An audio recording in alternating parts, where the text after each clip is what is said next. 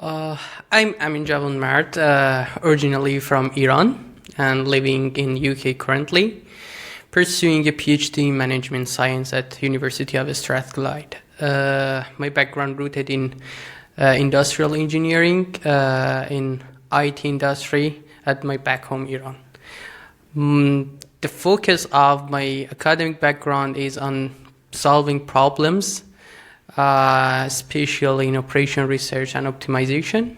And my professional background is focused on project management, business process management, and business analytics. And I'm really curious about innovative ideas, communication, and collaboration in meaningful projects. So thank you very much for inviting me into this podcast, which is a very good space for me. Yeah, sure. You're very much welcome. You've been practicing for 5 years, if I'm correct, right? Yeah.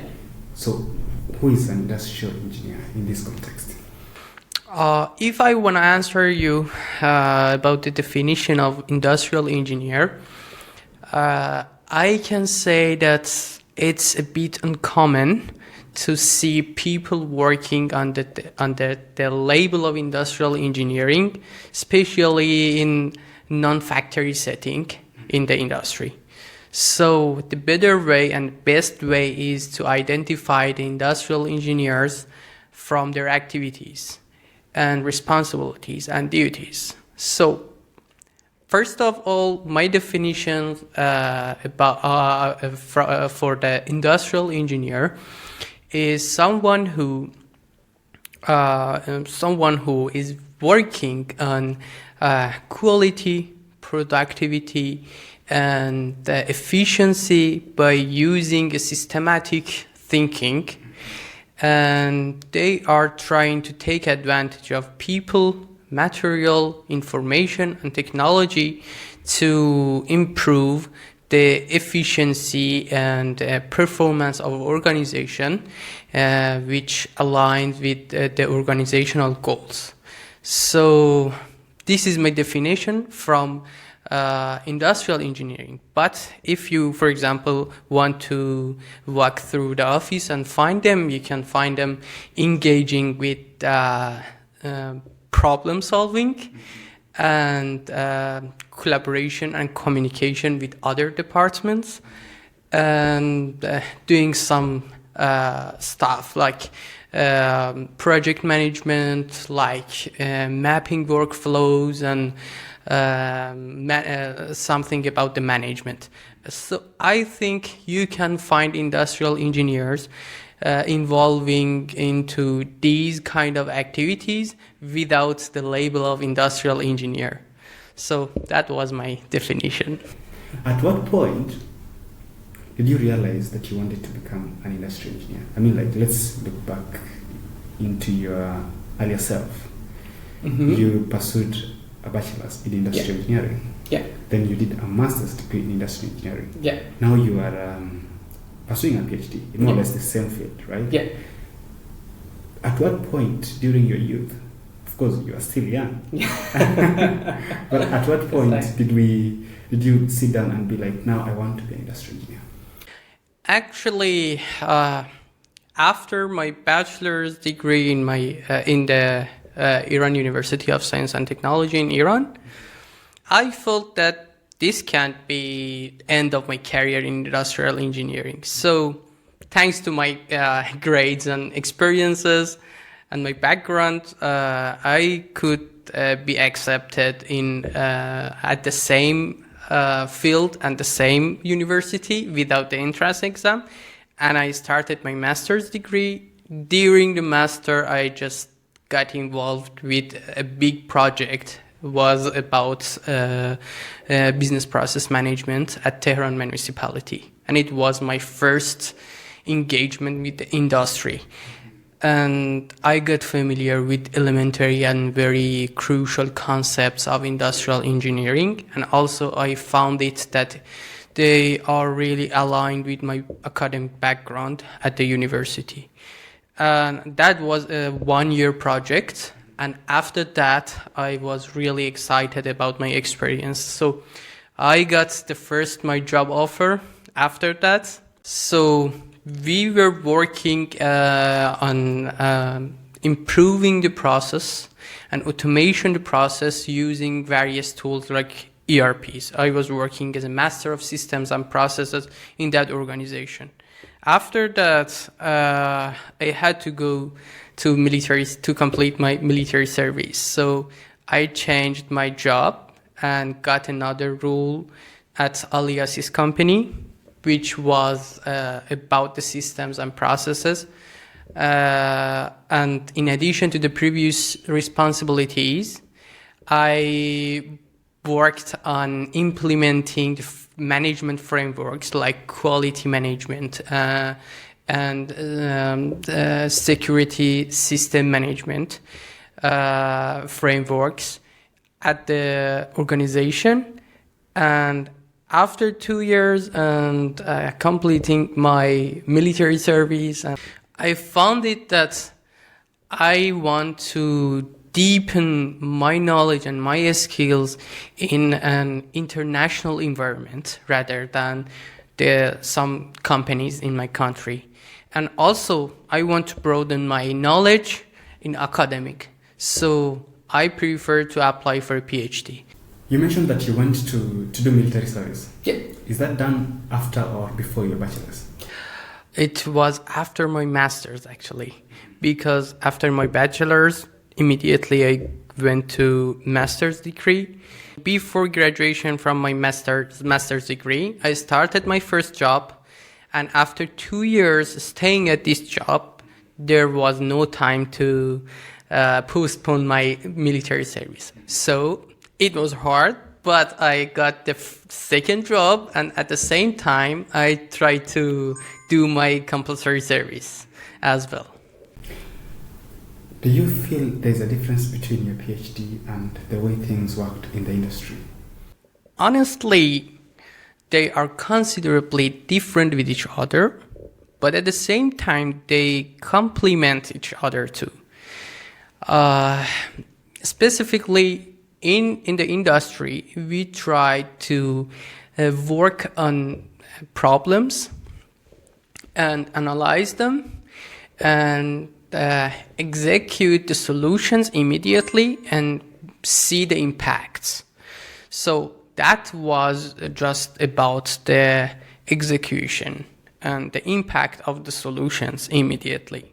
But in the academic, we are trying to explore deeply on the problems and find and develop solutions and methodologies, and also analyze the results, and all of them is on the long-term horizon. So I can say that in the industry, we have practical methods and approach, while in the PhD and in academic area, we have the research-driven approach. But I think my PhD just enabled me to features like critical thinking, problem solving, and analytical skills, which is really important for both academic and industry.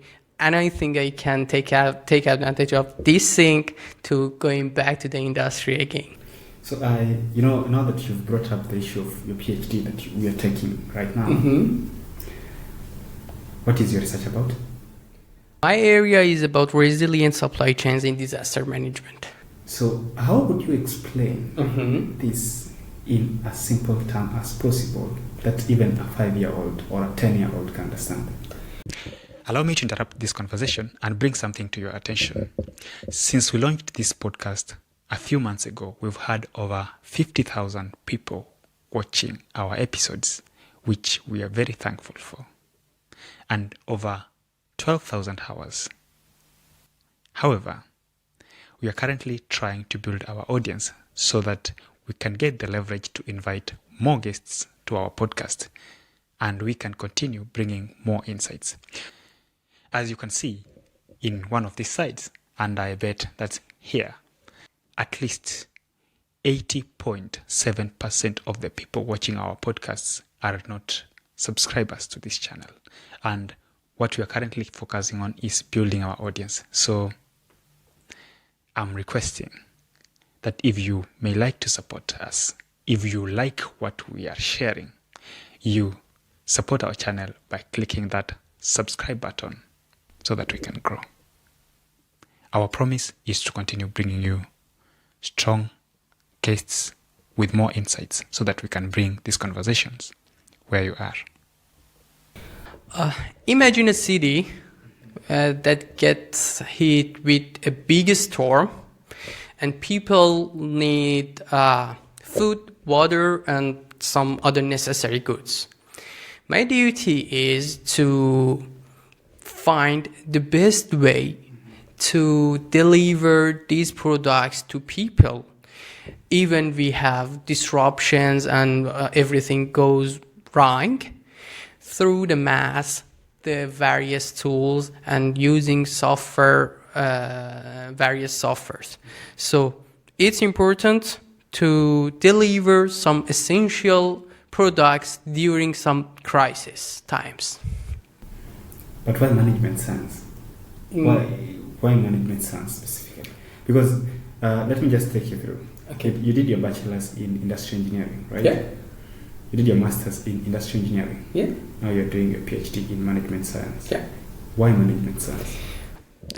If you just look at the definition I provided for you for industrial engineering, you can find lots of definitions implicitly and explicitly connected to the management. Because in the management science, we are doing activities to make a decision for our organization or systems. And in industrial engineering, we're doing optimization. We're doing analytics and something like that, which make decision making easier for us. So I can say they have same purpose. And also in some countries like United States and Iran, we have the industrial engineering department independently at the universities. But here in UK, we don't have an independent department for industrial engineering, but management science has the same purpose of this department in other departments. So as I was curious about learning more in this area, I just applied for management science. Now we are both here. Yes. So that calls to question. I'm imagining you, after your master's, you're working in the municipality, right? That's what you mentioned. Actually, it was during my master's. During your master's? Yes. It was a 1-year project. Mm-hmm. So what exactly do you do? Like in precise terms? In that project, we were working on business process management. We call it in industry BPM. We try to map the workflows with business process management notation 2, which is a very specific notation for the workflows. And we used various tools like Visual Paradigm, Visagi, Visio, and other software related to these concept and context, try to mapping the workflows and improve them according to some frameworks and standards in this industry. And after that, proposing some solutions to improving these process into the Tehran municipality. So it's kind of improvement of processes in the system. I can say very simply in this way. It takes a lot. Yes. Especially now when we are talking about, you are taking a real life scenario. Mm-hmm. You're trying to translate it into an actionable model. Yeah. If I understand it clearly, that's one thing you've been doing Yes. on a daily process, right? Actually, the industrial engineers try to translate the technical stuff to an actionable plan, and also trying to analyze the business to find exactly what is going to be here. Yeah, so let's assume for 1 second Okay. that I don't know anything about numbers, right? Okay. Whether you believe to that or not, it's debatable. But at least, so, in a business setting, we have diverse people. Mm-hmm. We have people who are savvy with numbers and tech. Mm-hmm. But we also have people who are not savvy with numbers and tech. Mm-hmm. How do you communicate complex mathematical concepts? I was just looking at you typing your models in the lab, and they don't look so friendly to a person who doesn't like numbers, right? Yeah. So how do you communicate such complex numbers and things to the people who are actually not savvy with numbers, tech, and such kind? Let me explain this with an example from my experience. For example, one time I remember that we were working on resource allocation in a service department at Alias's company, I think. So we used an optimization model to allocating the resources between the people. But it was just one aspect of the story, because optimization is not just about the math. We are using math to create the solutions for people. So after creating the models through the optimization software, we started gathering information and feedbacks from people and see what's the results. And after that, we figure out that we missed some very important criteria like task complexity and some breaks for some activity. So I've used quantitative and qualitative method with each other to create the task balance between the people in one department, and more balanced more balanced allocation and more happier people. So it's important always to consider the human side of everything in optimization, not just the mathematical. And I think this is the definition of industrial engineering. It's a last ring in a chain between the human and technology, which is kind of connector between them. What are tools that you consider ideal for an industrial engineer, at least in your experience? As an industrial engineering, it's important to be adaptable, because businesses and companies and organizations are evolving very fastly. So it's important to get familiar with various tools like Excel, Python, and other programming languages, and other mapping, for example, software. And it's important to learn fast, because you can face lots of new software and stuff in your area. So it's important to have some foundation on some software and tools I've mentioned, and also have adaptability to learn very fast and use other tools that coming soon. So somebody would ask, why not just use AI and everything is okay? Let me explain this from my perspective, because everybody says that AI can threaten the employees in industry, but in my view, AI is an opportunity for industrial engineers. Why? The first reason is that lots of industrial engineers are working on machine learning and data analytics area. So these are very crucial for AI.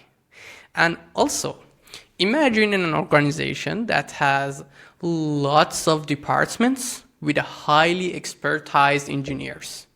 They are AIs, okay? So, can they be successful?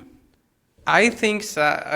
I don't think so, because we need a connector between these engineers and expert and their very good staff with the organizational goals and other aspect of the solution.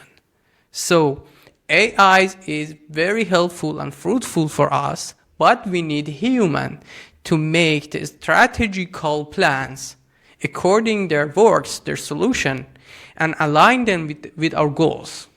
So for these reasons, I think that can be the AI can be an opportunity for us. I will agree with you on that. And I have my own reasons. Okay. Because I feel like, in as much as people think AI is going to threaten these careers, there's no single way, at least for now. I'm working on explainable AI. I can see from my angle that there's no single day we can speak at the moment that it's going to replace somebody, especially, now when we talk about an engineer, you're making decisions that are based with humans, right? Yeah. So it means there's an aspect AI cannot have. We need an integration approach. So maybe sorry to interrupt you, maybe you have very good answer and solutions for each part of your business, but we need to integrate all of them in a way that aligns with your goal. And AI can't do this, I think. Yeah, so as we extend on that, you are working on optimization of, is it disaster management, right? Yes. Why disaster management? Let me explain it in my specific area. I'm working on production planning and inventory management. We can make a production plan and inventory management which works in every settings. It's not a big deal, but you can see lots of disasters and crises. Maybe they are natural disasters or human-made disasters, but there are lots of disasters we have faced, like pandemic, like floods, earthquakes, wars, and lots of things. And it's really important to be resilient and flexible in such settings. You have to satisfy your demand, keep producing, keep your activities on in these settings. So I'm working in this area because we may have lots of disasters in the future. It doesn't matter what kind of disasters, but you have to be flexible in your business. And it's really related to the continuity management, if you are familiar with this concept. If you want to be resilient, you have to be able to continue in any kind of settings. And this is very important for the industry now at this time. You have to be ready for everything. And this is very important, especially when you consider the human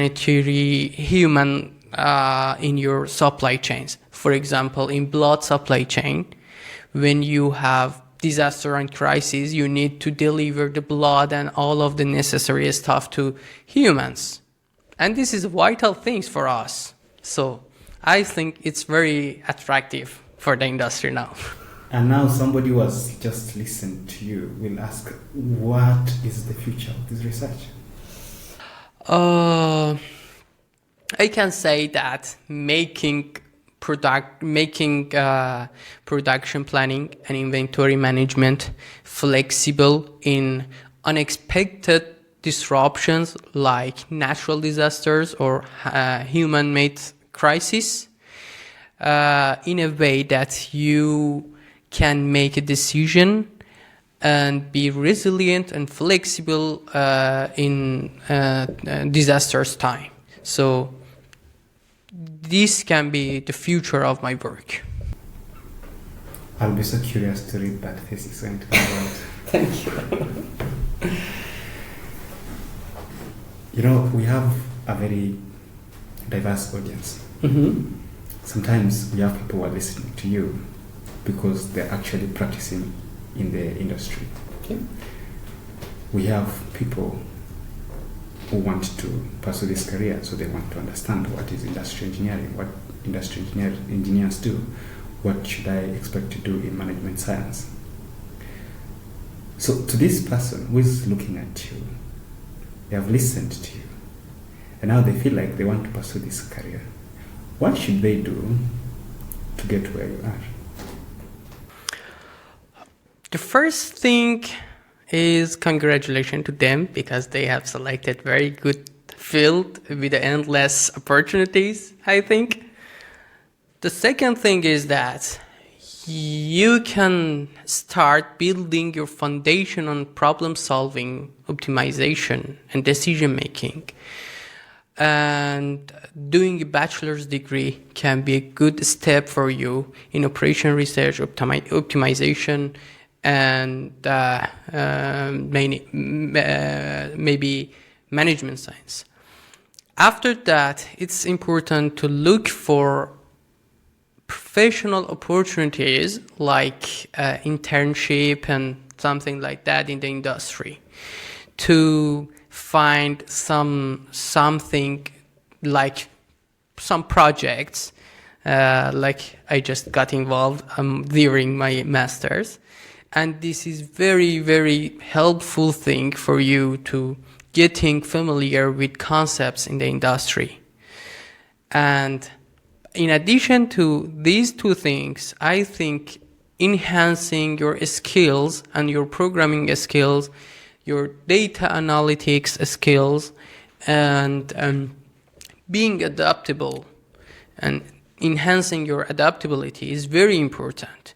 You are gonna solve complex problem. So problem solving is really important to you, and you need to learn from your problem solving skills also. So this is kind of a loop. And if you try to improve these skills and do this, I think you will be succeed. 2 years into your PhD, right? Almost 2 years. What next after the PhD? It depends on the opportunities that are coming to me, but I really like to start my career in industry as well. I'm really curious about this opportunity that I'm here and I can work with international organizations and companies and implement my knowledge and my skills in this setting. So I think I'm curious about the new opportunities in industry in UK or other countries. So this is the first thing, but opportunities may come in different setting you are not expected. So